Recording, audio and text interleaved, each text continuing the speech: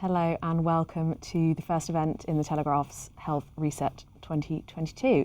My name is Charlotte Litton. I'm Senior Feature Writer here at the Telegraph, and I'm joined today by Matt Roberts, a personal trainer of some 25 years standing, and we are going to be talking about how to restart your fitness journey for the new year.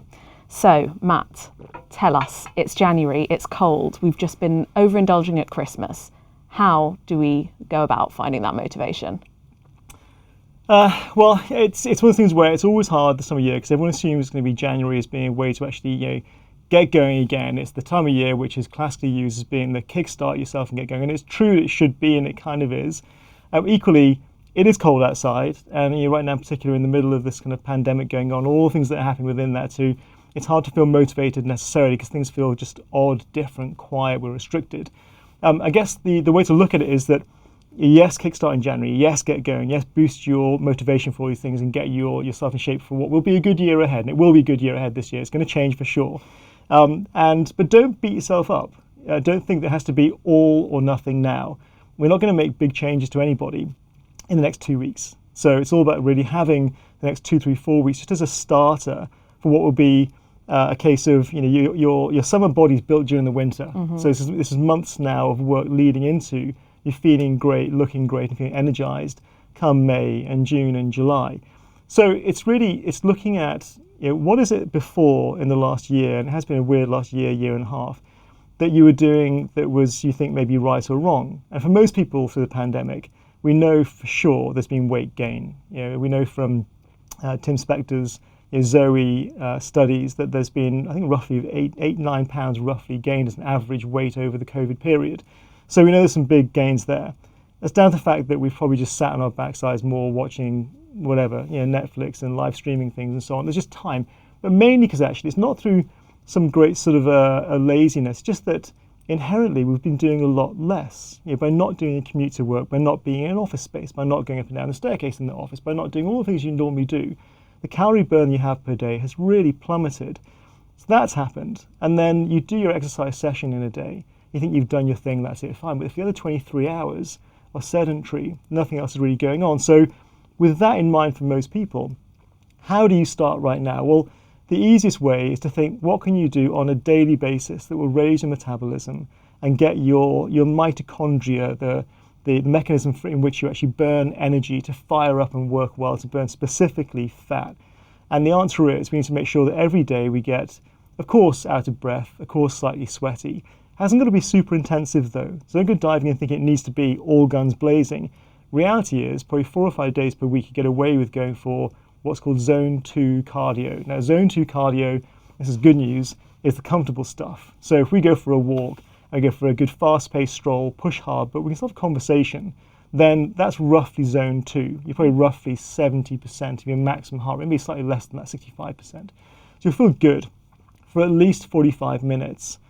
4 days a week, and it should be, rather than going for just find a big hill and do that, or go for some interval training, it's all flat stuff, one pace, one level, sustained, comfortable, 4 days a week, and that will get your body used to having this higher mitochondrial response where you burn away more fat than relying on sugar burn. We'll come back to sugars in a big way later on, I'm sure.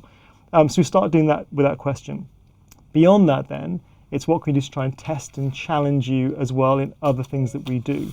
And we need to get you kick-started, do something which is going to give you a muscular boost, a way of getting some resistance work into there. And we can explain how that all works in a big way too. But the good news is not to go too big too soon. Yes, and for a lot of people, kicking things off this January might be the first time they've come to exercise in 2 years. Are there certain things they should bear in mind, perhaps being careful not to get an injury? 100%. I mean, one of the things we know from my very busy physiotherapy team is that they noticed, without question, that there was a huge drop-off in the core strength areas, so the abdominal muscles. And we think of core as being abdominals. Actually, it's not. The core is partially that, but also it's your butt, and it's your hamstrings, and it's your hip flexors, the whole middle section of your body. And because, again, we've been in this sort of sat-down position, not doing enough of the day-to-day things, we've really lost a huge amount of strength in that area. And that's caused, people will have noticed, hips being a bit tighter, not necessarily really bad, but a bit stiffer maybe, or the lower back's been a bit stiffer, we think, well, we sat down a bit more. Well, yeah, you have. You've lost all strength. Hamstrings have been weaker, and therefore structure around that pelvis and that abdominal area has been significantly compromised. So we've got to start with some good basics of getting the core areas to be stronger. Hence why Pilates is really good for that. Doing abdominal work and doing glute bridge stuff. You put your feet onto a bench or a chair and raise your butt up and down if you're lying on the floor. So you're working your glute muscles, the big glute muscles. They're fundamental for making sure you've got good protection around your lower back and the hip areas when you start doing more intensive, challenging things. So that's the key, is to start with the core and mobility, build out from there, work on the cardio at a low level, and gradually increase the intensity of that and the duration of those things. Okay, and so as we're kind of moving into this fitter January, where do we want to be going next? What does a good workout week look like? So let's say we've gone through, the 4 days a week of doing this middle ground cardio stuff. You've got to be doing, if we look at the resistance side first of all, to make sure we're getting some good raise in metabolism, some increases in your generalized strength, you've got to be lifting some pretty heavy loadings. And this will sound for some people like a daunting thing when I say heavy loadings. And heavy loadings are not just people who want to go in the gym and get big. Heavy loading is vital for women who want to try and prevent osteoporosis, or turn it around even as well. And we've got some more information and data on how to turn around osteoporosis too, which is fascinating. We need to make sure we're increasing our musculoskeletal structure for posture. So, one of the things we're going to try and avoid is having this sort of, stooped over postural position. So by working with heavy loadings, we create more strength. But we need to know, heavy loading feels a bit like as though it's a weight you could lift for no more than 7-8 times. So it's pretty heavy. So if you're lifting up a small weight in the gym and you're doing 15-20 reps, it has a purpose to a point, but actually you need to go for this much higher loading and create this true strength build.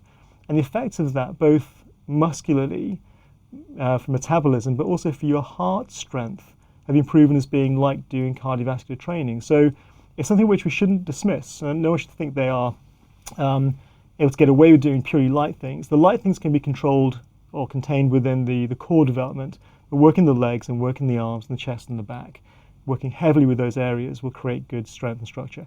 But it needs to be twice a week lifting heavy, and then doing once, twice a week doing the moderate work, like the Pilates work within that as well. And that's a good blend. So that sounds like you're doing, hang on, that's 8 workouts a week, and maybe some interval training as well for a session, that's 9.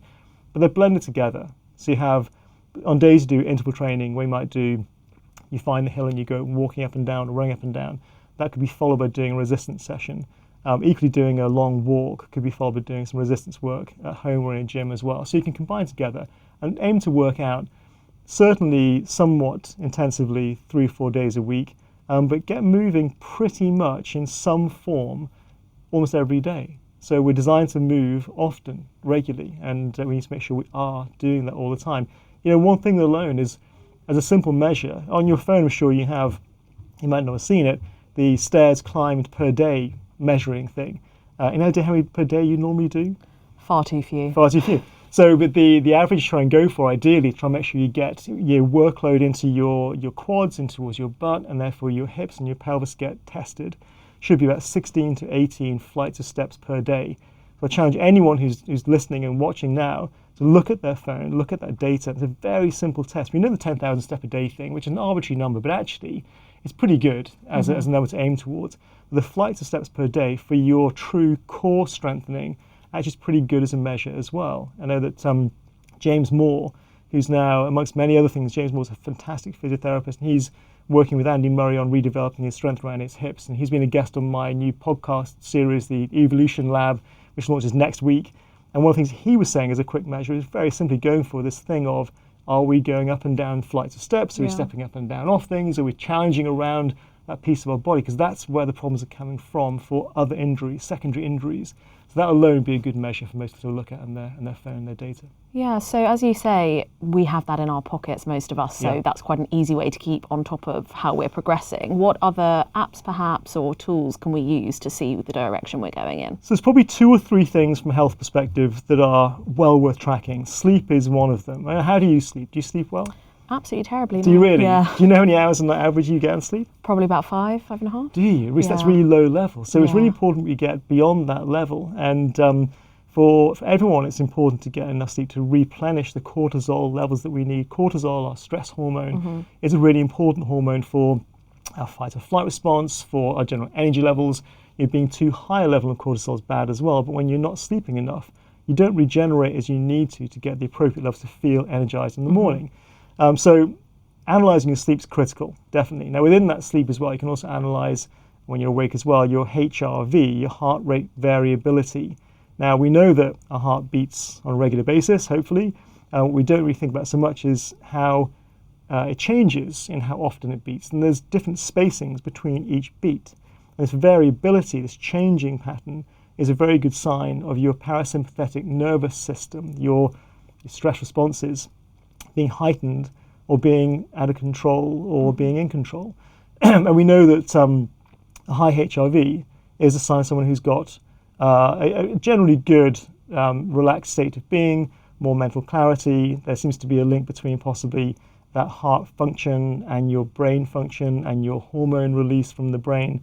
So it could involve changes in your cortisol or testosterone. So it's really critical to know what your sleep is. Now, to get that done, there's probably 2 or 3 things you can use. One app is called Sleep Cycle, and I'm not linked to these guys, but it's a good app. I like it. It's free as well in most cases. We like the company Whoop, who make these wearable devices that you have, and they do constant day-long monitoring of your intensity levels, overnight measuring at a really good level of your sleep patterns, and some pretty horrific reading in there. I think the Sleep Cycle one as well is horrific. It sort of measures your snoring and time awake and plays it back to you as well if you choose to. So, but this is quite good to look at. And HRV is one that I think is really good to look at because that's one of those key bits of data we don't really think about and don't know so much about generally.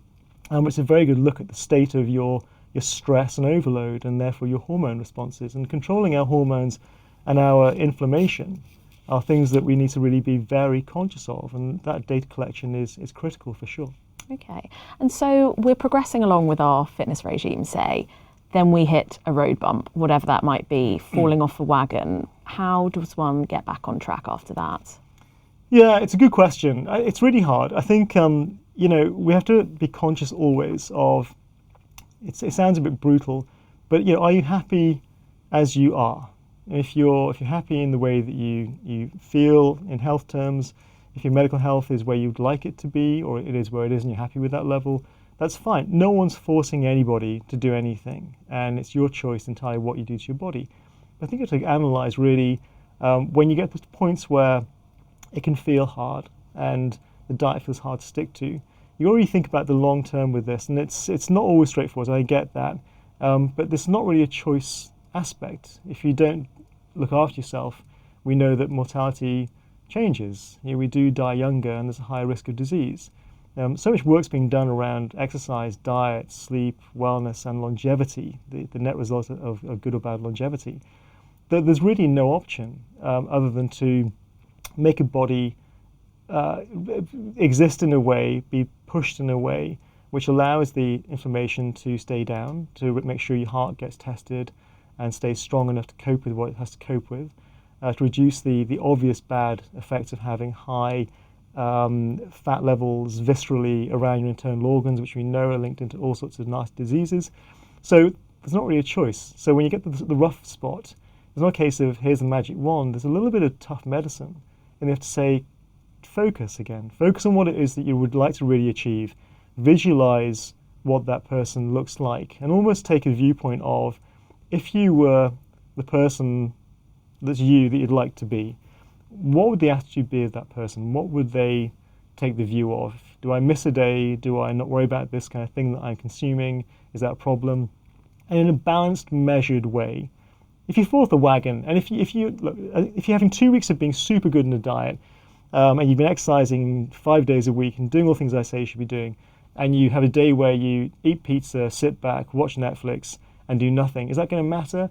Not in the slightest, not at all. So give yourself a day as a cheat day. It's not a problem, but get back onto the next day because we know what the goal is for you in 2 months and in 6 months and in 12 months. So look at the long view and don't beat yourself up about the short losses here and there because they aren't the end of the world. If that keeps on happening, then clearly you've got to address how much you need to, and you rationally think about how much you want to change for the better. So there's no easy answer. It's about just being very tough on yourself, because the rewards are so great, not just in the short term, but there genuinely has to be a long view of this. Is we're going to live for a long time, hopefully. David Sinclair, who's an eminent longevity expert in the States, interesting. His viewpoint is, we're going to live till maybe 150 years old, and not just live and be sat down for the last 70 years of that, but actually be playing tennis when we're 95. And that's the key thing, is the goal for this is not the here and now. It's we're going to have maybe, whatever age you're at, 20, 30, 40, 50, 60 years to go. And therefore we've got a duty to ourselves and those around us to actually stay on it and stay focused, because medicine will keep us alive so much longer. We have to stay together. Yeah, and we've talked about keeping the body in check as best we can from an exercise perspective. What about food? What does a good food week look like for us? So one of the key things, definitely, and I know that next week Megan Rossi is on as well, and Megan's a very good gut specialist too, and she'll cover all sorts of stuff, but the gut's a key thing. So one of the key things, as a quick takeaway for people, is that diversity of what we eat is critical. I think the average, Tim Spector in one of my podcasts, said that the average person in America consumes about, I think, 30, 40 types of plants, different types in a year. Wow. In the UK, we're a bit better. It's about maybe 50 or 60. There are parts of Africa where they live off the land and consume hundreds of plant types per year and don't have any diabetes, don't have any issues with a whole bunch of illnesses that we suffer with. We know that the gut is the main changeable factor for increasing or decreasing your immune response, and all the things that go with that. So the diversity of what we eat gives you a different enzymatic response in your gut, a different digestive process, different way in which you can then absorb food and nutrition and make sure you're functioning the way you're supposed to function. So we should look at what we're eating and write down in the course of a week all the plant types you consumed and see how many there were. If no more than 15 to 20, you're in trouble. So that's a key factor without question. I think that it's worth looking too at things like how we should try to construct our days of eating. So people will be reading and hearing all about intermittent fasting, timed eating, do we follow the 5-2 diet? What's the answer with this? And the overwhelming research now, and these things change as we know all the time, is that intermittent fasting does have a place. It does work very well. And it seems to be the sweet spot, roughly a sort of a 16-8 approach. So 8-hour window in which you can eat. Doesn't mean eating for 8 hours, by the way, which means we can eat within the 8 hours.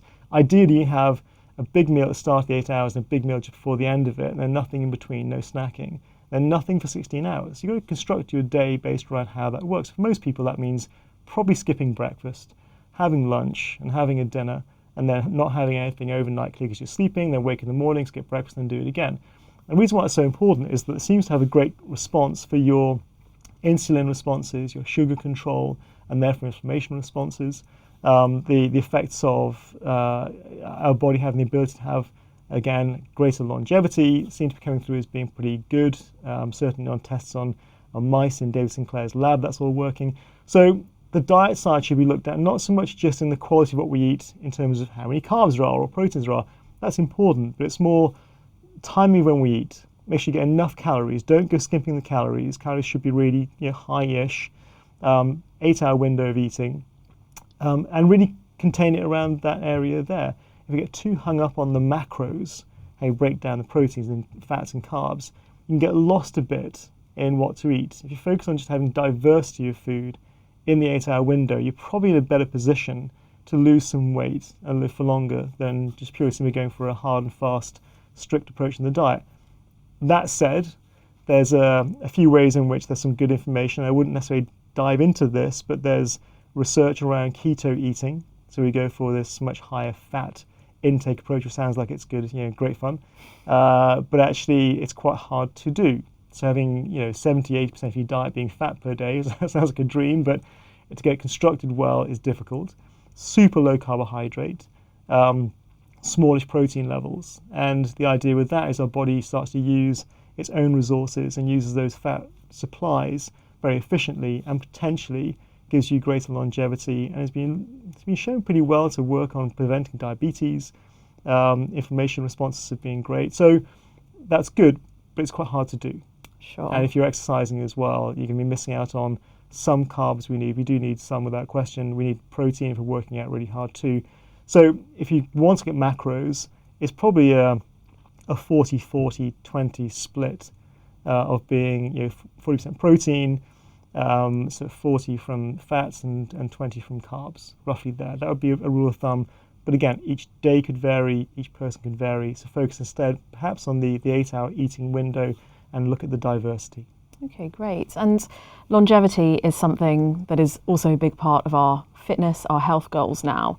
And we are living longer, as you say, so wanting to stay as healthy as we can for as long as we can is key. We've had a couple of questions in about osteoporosis or declining bone health. What is the best thing that people can do to protect against those?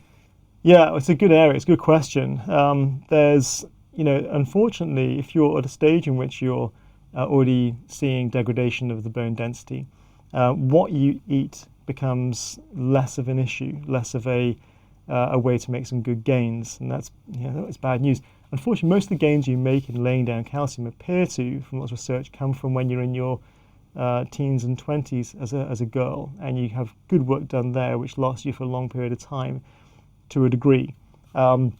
It's always been thought as being quite difficult to turn around bone density losses. Actually, I'm working right now with a very interesting specialist in New York. I have 2 clients who are working with specifically on a very new regime, which is very high intensity on the resistance work. So again, it's heavy loading. And without giving any names off on this one, this is a lady who's in her early 60s, and we've had her doing a program which involves doing no more than 4, 5, 6 repetitions of seriously heavy load. She weighs about 47 kilos. For a squat, so bar on the shoulders, doing a squat position, she weighs 47 kilos. She can lift, if I was to let her, 85, wow. 90 kilos, double body weight type levels, extraordinary. And doing a deadlift, lifting a big bar up, where you bend over and lift it up. Again, lifting up at a level of, I won't let her go more than 75 kilos, but she could do more. So this level of intensity, this high loading, and using vibration, using jumping on and off boxes. And she's 62. It's something which people might think, well, it's beyond my capacity at a certain age. This is a 60-year-old female, and the bone density gains we've seen in the last 2 years have been monumental. And it's gone against all the previous research that's shown what you can do. And hip bone density has increased, vertebral bone density has increased.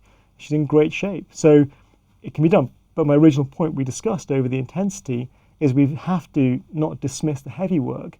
The heavy work's so critical for getting that bone density to lift that's going to make someone retain their structure, retain their body posture. So must, can't stress enough how much to lift heavily.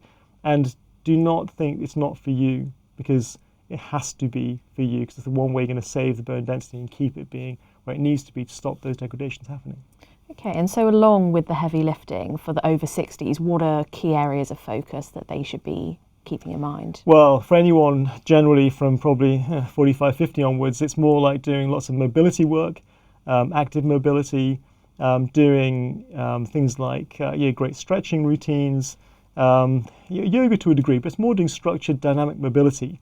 So you might see, it's a bit John Cleese in terms of its walking, but it's sort of walking lunges with some arm rotations, doing work on your hands and knees on the floor, and you sort of reach through your body and rotate the spine, so you get this kind of spine rotation, which all helps this mobility pattern to exist.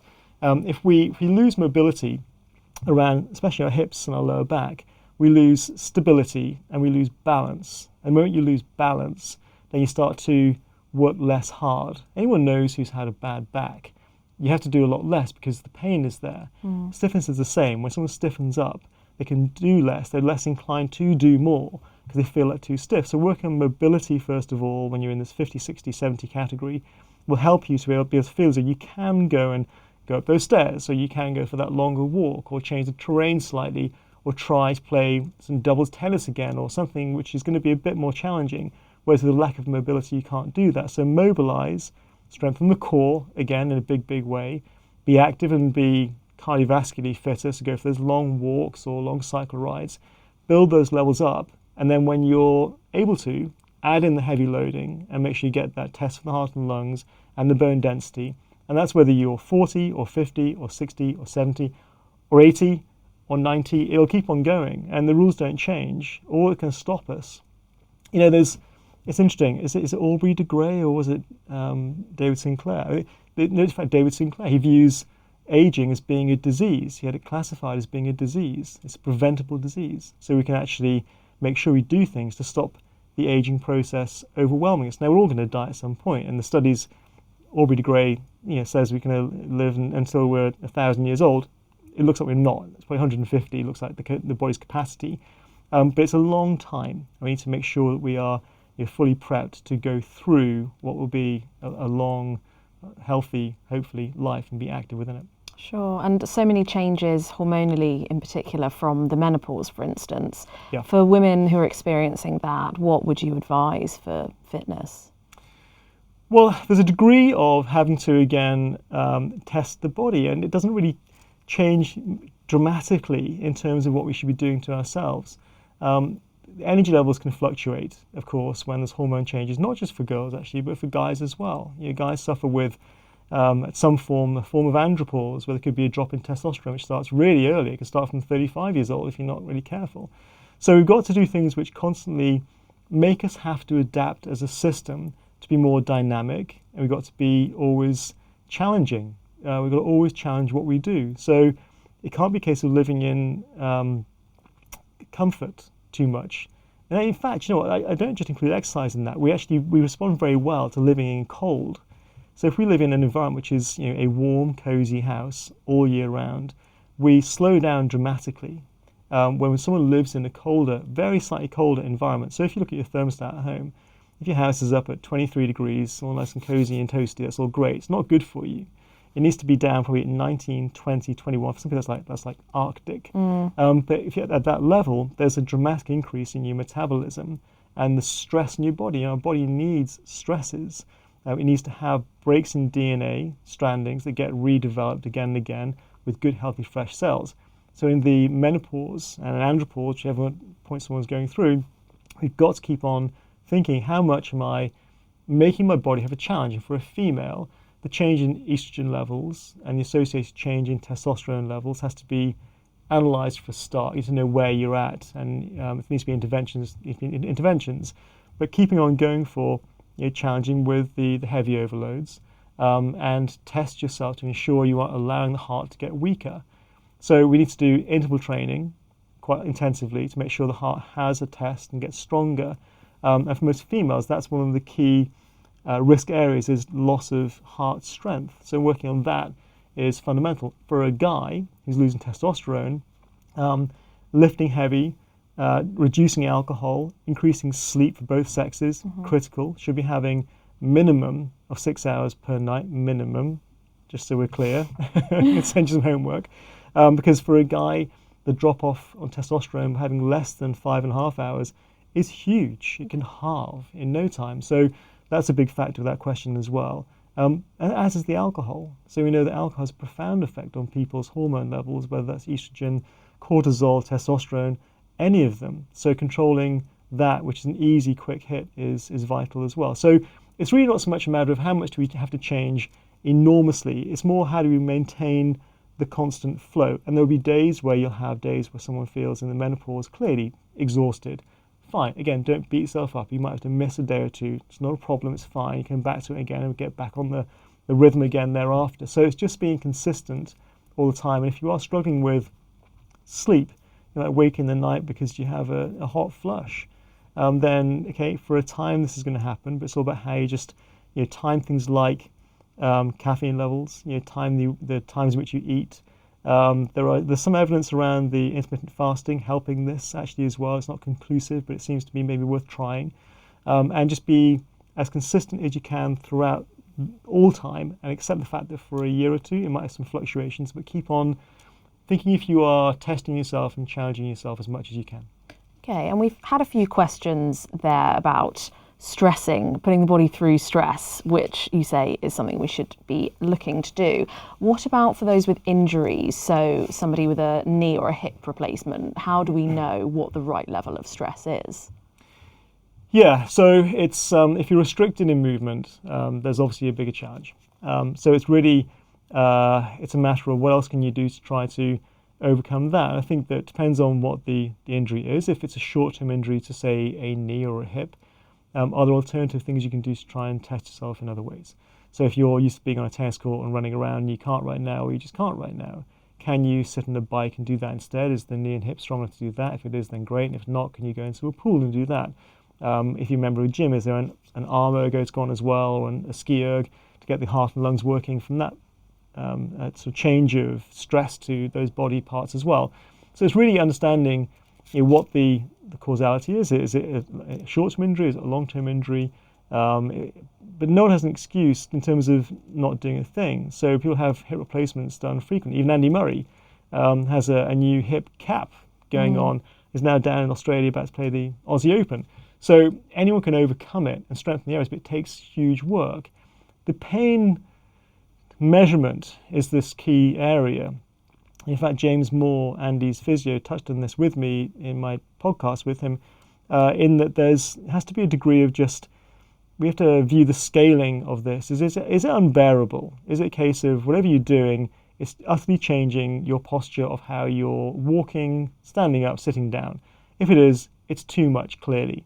Is it a case of it just hurts, it's uncomfortable, but it's not changing my mechanics, then it's probably okay. So it's a really difficult one to fully measure that, seeing the individual moving, but you have to learn to live with a certain degree of manageable pain. Now, if you have a threshold which says, well, if it's good for me, I'll just push on through, and do I know if that's okay or not? It's really the next day, is it changing your mechanics? If mechanics change, it's been too much.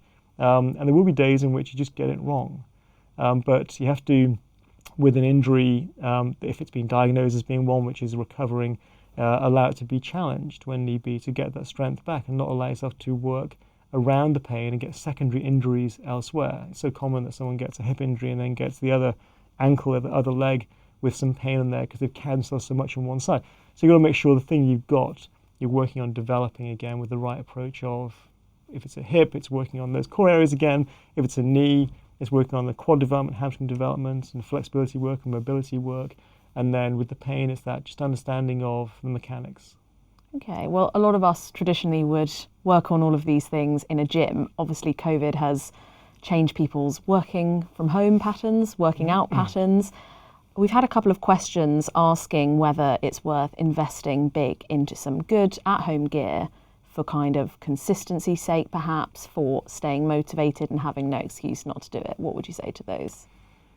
So traditionally, home equipment has been bought and become a place to hang your clothes and collect dust. But encouragingly, the last year and a half probably hasn't had that. For the first time ever, people are using the stuff that they bought, which is great. Sex and the City aside, Peloton's made great strides with selling equipment, and that's good because actually it gives people an opportunity of doing cardio workouts. And I think that I haven't used it hugely, but I think that the way they structure it, I think is good. I think it's totally safe. And Sex and the City thing aside, genuinely probably are good programs on there. It's all fine.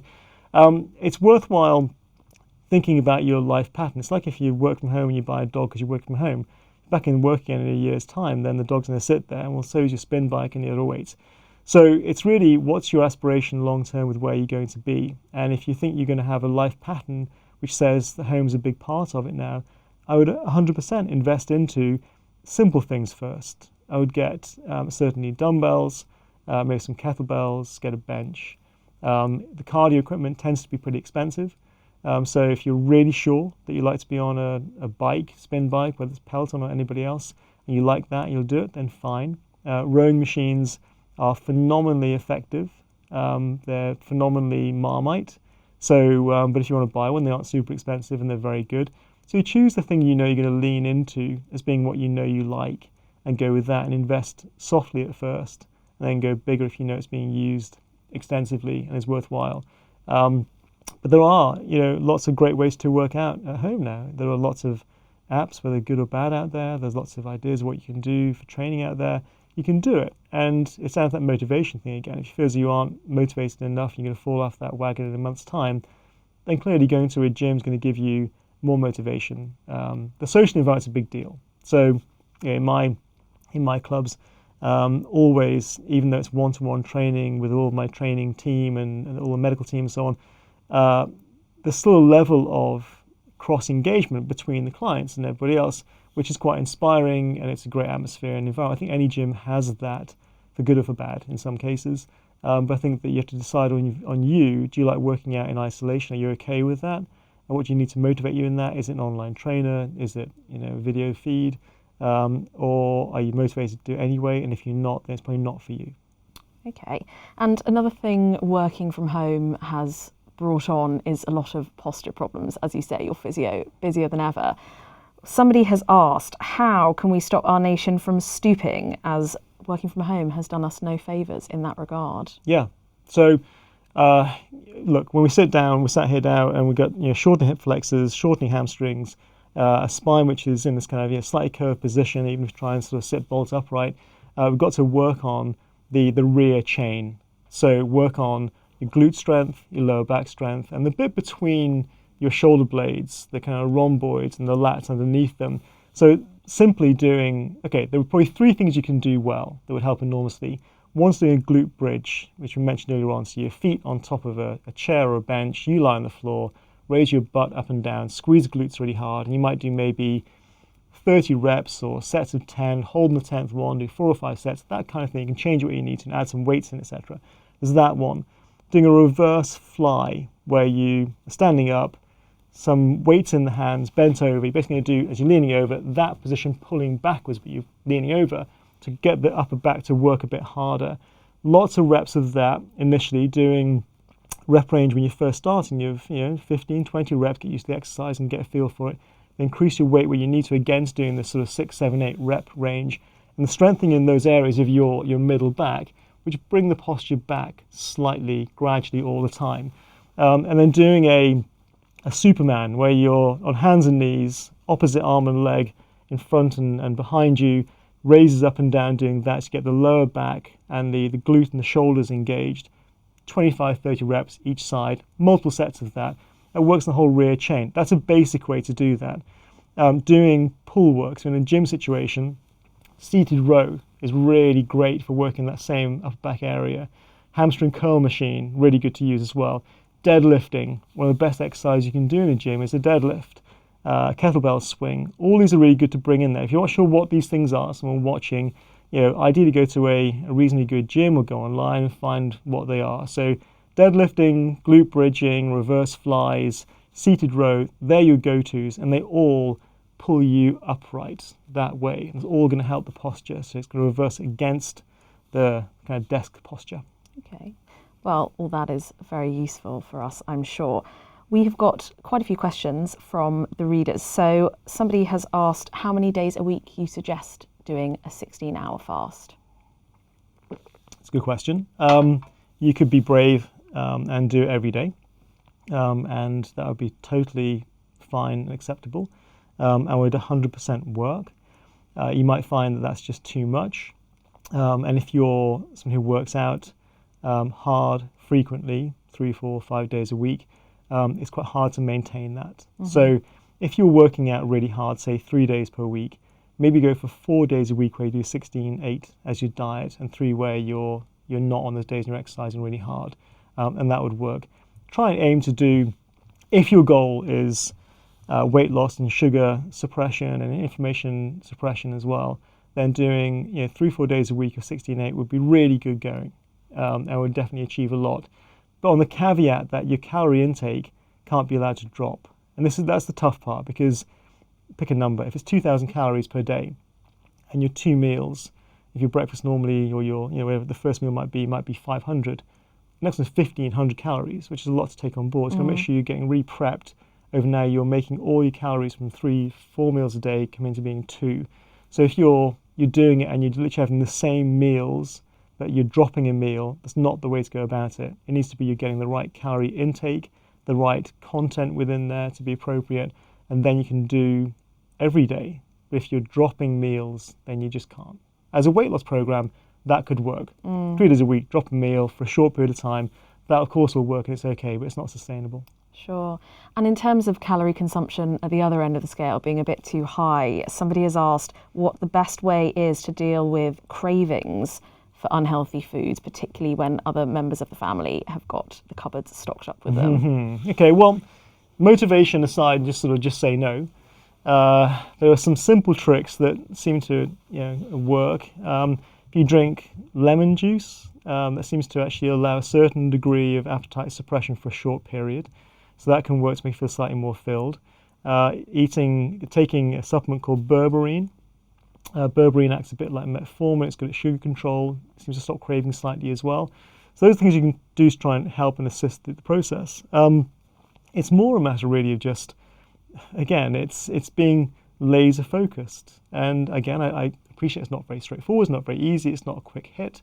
But you've got to just remind yourself of what your target is. And if you open the cupboards up and there's all the Christmas chocolate all still in there, maybe just throw it in the bin. Maybe just take it out of sight. And sometimes for some people, not for everyone, out of sight, out of mind is the way to go.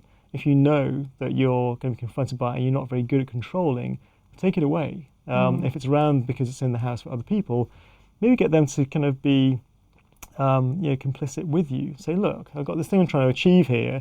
Either come do it with me or just help me out. Don't be the saboteur to my program. Try and be the assistant to me instead, and get them to play ball a bit, be on side. I think we have to remember as well that we're not 5 years old. We have to take care of ourselves. And when we see something in the cupboard that looks tempting, yeah, it might be, but it's okay to close the cupboard again and just forget it's there. So we can do this. We can make good, strong decisions if we're really sensible. And I know it's not easy all the time, but again, it hasn't got to be good all of the time. You can allow a certain degree of flex, and that's also perfectly okay within reason. Okay. And do you have tips for a reader who says that with type 1 diabetes, fasting on the 16-8 method would be tricky? Yeah, a type 1 diabetic as opposed to type 2 diabetic is marginally more tricky. You do need to make sure you're keeping a level of controlled insulin, controlled sugar intake throughout a longer spread of the day. So yeah, again, it's all based really upon your own personal needs. For type 2 diabetes, it's proven to be very successful indeed. So for type 2, fine. Type 1, less so. She will know her patterns. She'll be monitoring, I'm sure, through the day, and she'll know herself how she feels when she needs to try and consume and balance her sugars out. So a different situation. Okay, and what about water? How much of it should we be drinking each day? In general, this always varies. The rule of thumb seems to be around roughly a litre and a half to 2 litres per day. But the rules have changed a bit, and it used to be consuming a couple of these type things. But increasingly, we're knowing that we do actually get a lot more out of even coffee as a hydrator than we thought we did. It was a dehydrator before, a diuretic, and it's now seems being we actually have that in our favour, as does tea, as do fruits and vegetables. So it's more how do you feel? Do you feel dehydrated? Does your skin feel dry? Is your tongue dry? Do you feel like your eyes are dry? There might be dehydration signs. So I'd say that thinking about having a litre or so of just plain water per day with other things alongside should be plenty. Brilliant. Well, we have to leave things there, Matt. Thank you so much for joining me, and thank you to everybody for watching this evening.